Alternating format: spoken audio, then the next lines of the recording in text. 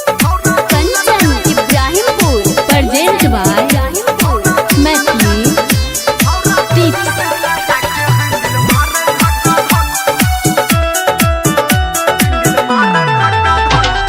नाचो एले नाच के नचनिया रे आ नया नया छोरी तो बपुनिया रे देखी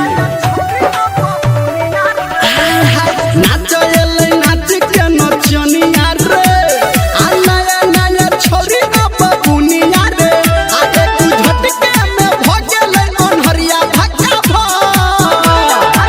आ छोरा इंजन में लगा के हैंडल मारे धक्का धक छोरा इंजन में लगा के हैंडल मारे धक्का धक छोरा इंजन में लगा के हैंडल मारे धक्का धक धक धक धक। Maa Gayatri recording studio by Vikesh भोजपुरिया।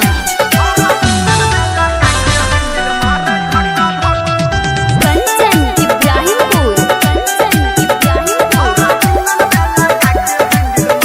हे हल्ला गुल्ला हुआ लगले एकरे ऊपर छोरा डीजे वाला कर लगले झकर रे हल्ला गुल्ला हुआ लगले एकरे ऊपर छोरा डीजे वाला कर लगले झकर सब अनहरिया में कर लगले एकरा टका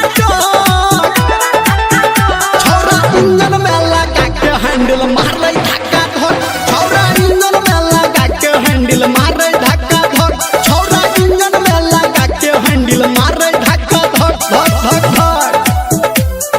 Kanchan present by Maithili Tips. Kanchan Ibrahimpur हाँ मौका पर चौका छोरा दिल कोई लगाए आ छोरी सबके दिल कोई एलाउंसर भाग